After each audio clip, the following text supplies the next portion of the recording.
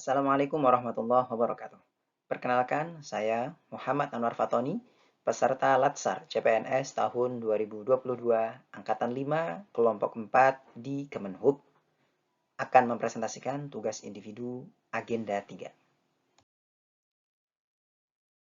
Tiga isu utama kedinasan yang telah saya identifikasi pada kesempatan kali ini adalah: yang pertama, isu terkait layanan persuratan mahasiswa, di mana di institusi kami telah dilakukan digitalisasi layanan persuratan untuk mahasiswa. Artinya, ketika mahasiswa ingin mengajukan surat-surat, misalkan surat permohonan keterangan mahasiswa aktif, maka mahasiswa bisa mengajukannya secara digital dengan mengisi portal fakultas atau Google Form yang telah disediakan oleh fakultas.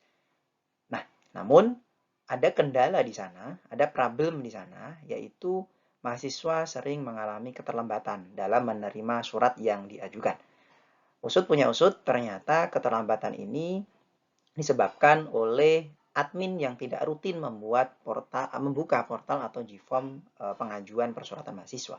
Sehingga dampaknya adalah layanan kepada mahasiswa ini terganggu.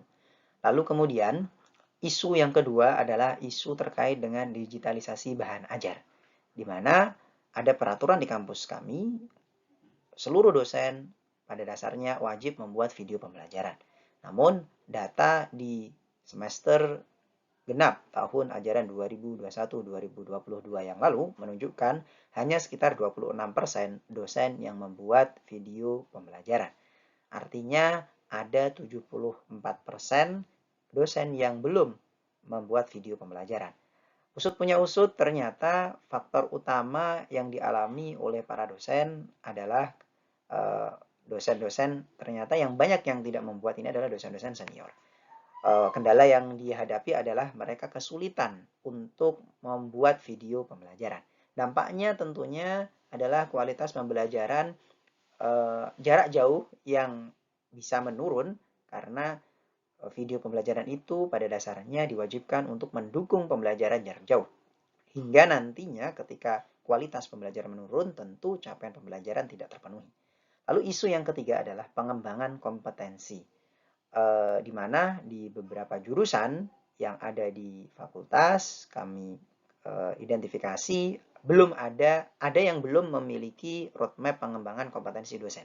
Nah, pada akhirnya dosen-dosen ini harus mengajukan secara mandiri kepada fakultas ketika ingin mengikuti workshop atau pelatihan untuk pengembangan kompetensinya.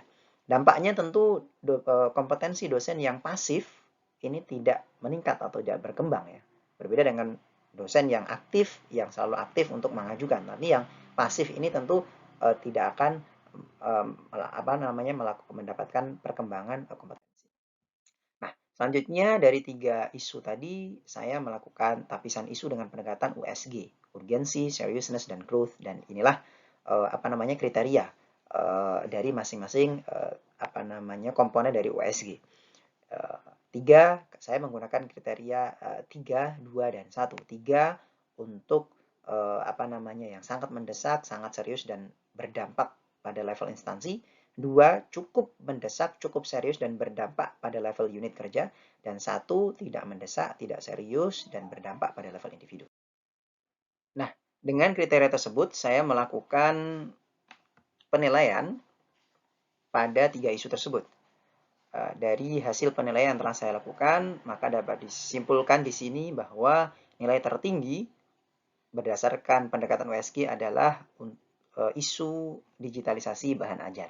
Di mana untuk masing-masing komponen isu digitalisasi bahan ajar ini mendapatkan nilai 3. Artinya, secara urgensi, isu ini sangat penting sekali. Sangat penting sekali dan sangat serius berdampak pada institusi tentunya. Karena dampaknya sangat luar biasa. Di kampus, stakeholder utama adalah mahasiswa. Dan itu sangat berdampak sekali pada output atau outcome yang didapatkan oleh mahasiswa. Sementara untuk 2 isu lainnya, layanan persuratan mahasiswa dan pengembangan kompetensi, dibandingkan dengan isu digitalisasi bahan ajar saat ini yang belum bisa mengalahkan nilai dari digitalisasi bahan ajar. Karena saat ini pembelajaran jarak jauh masih sangat relevan mengingat yang pertama COVID-19 belum selesai, kemudian yang kedua instansi kami juga memiliki problem di mana kelas belum bisa dikembangkan karena lahan yang sempit di Jakarta Selatan, di Pondok Labu, namun mahasiswanya sangat banyak, mulai banyak. Nah, begitu ya. Sehingga perlu ada strategi pembelajaran jarak jauh untuk mengatasi problematika itu. Dan tentunya digitalisasi bahan ajar ini menjadi isu prioritas untuk diselesaikan. Nah, dari isu prioritas yang terpilih tersebut, di mana isu prioritas yang akan kita analisis saat ini adalah digitalisasi bahan ajar, maka saya dalam hal ini menggunakan metode fishbone untuk menganalisis isu tersebut. Kalau kita lihat di sini, di sisi sebelah kiri ada surrounding, ada sistem, ada skills, ada supplier. Ini merupakan sebab-sebab atau penyebab-penyebab yang berhasil kami identifikasi. Misalkan dari aspek surrounding atau lingkungan. Ternyata setelah kami lakukan pengamatan, budaya kolaborasi junior senior ini masih perlu ditingkatkan. Lalu kemudian pertemuan tatap muka juga masih terbatas, sehingga untuk melakukan kerjasama atau kolaborasi lah antara junior dan senior secara tatap muka ini masih perlu ditingkatkan karena memang masih ada pembatasan. Lalu dari aspek sistem, literasi digital masih rendah di kalangan dosen-dosen senior. Kemudian insentif video pembelajaran juga tidak konsisten. Insentif video pembelajaran yang diberikan oleh institusi ini belum konsisten. Lalu di aspek skill, penguasaan teknologi, dosen-dosen senior juga terbilang rendah. Kemudian minim pengalaman penggunaan teknologi. Dan terakhir, aspek suppliers, belum ada dukungan infrastruktur teknologi dari kampus. Gitu ya. Misalkan ada lab yang digunakan untuk membuat video pelajaran, misalkan begitu ya, itu belum ada. Kemudian mayoritas SDM juga senior. Nah, ini menjadi problem. Sehingga problem-problem ini atau penyebab-penyebab ini akan mengakibatkan penurunan kualitas pembelajaran ketika dosen tidak membuat video pembelajaran. Ketika video pembelajaran tidak dibuat, padahal tujuan utama video pembelajaran itu adalah untuk mendukung pembelajaran jarak jauh, maka dampak negatifnya adalah capaian pembelajaran lulusan tidak terpenuhi. Untuk itu, saya mengajukan gagasan kreatif berupa membuat video tutorial beserta buku panduan cara membuat video pembelajaran dengan media PPT, Google Meet, dan Zoom. Mengapa demikian? Karena video tutorial ini saya nilai lebih memudahkan bagi para dosen senior untuk belajar membuat video pembelajaran. Karena bisa diulang-ulang begitu ya. Dan mungkin bagi dosen senior yang mungkin sudah capek untuk membaca, bisa cukup mendengarkan atau menyimak video pembelajarannya. Kemudian aplikasi PPT, Google Meet, dan Zoom ini juga aplikasi yang sehari-hari digunakan oleh para dosen begitu ya. Meskipun misalkan untuk Zoom dan PPT dosen senior Zoom dan Google Meet biasanya dosen-dosen senior juga masih meminta bantuan admin fakultas misalkan untuk membuatkan linknya. Nah, lalu apa kaitannya dengan 4 pilar digital?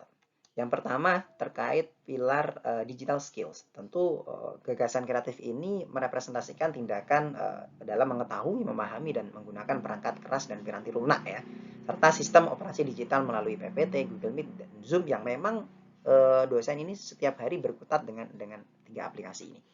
Namun memang tadi untuk dosen-dosen senior masih perlu bantuan gitu ya. Lalu kemudian digital culture-nya, aspek digital culture atau pilar digital culture-nya adalah tentu gagasan kreatif ini juga merepresentasikan nilai Pancasila dalam budaya digital. Yaitu apa? Memanfaatkan teknologi digital untuk gotong royong membantu permasalahan dosen senior dalam konteks ini untuk membuat video pembelajaran. Lalu aspek atau pilar digital ethics-nya adalah gagasan kreatif ini juga merepresentasikan implementasi etika berdigital yang digunakan untuk menyebarluaskan hal positif, ya, yaitu bagaimana membuat video pembelajaran untuk meningkatkan kualitas pembelajaran jarak jauh. Dan yang terakhir adalah pilar digital safety atau security, di mana video tutorial ini juga akan dilengkapi dengan fitur keamanan, akses videonya, akses tutorialnya gitu ya, nanti akan dibatasi hanya pengguna email institusi atau UPNPJ saja. Selain itu, nanti video tutorial ini juga akan didaftarkan ke Kemenkumham RI untuk mendapatkan hak cipta. Dan terakhir saya ingin mengutip satu pernyataan dari Simon Preston ya, yang menyatakan the biggest part of our digital transformation is changing the way we think. Terima kasih, mungkin itu yang bisa saya sampaikan pada kesempatan kali ini. Kurang lebihnya mohon maaf. Wallahu muwaffiq ila aqwamit thoriq. Wassalamualaikum warahmatullahi wabarakatuh.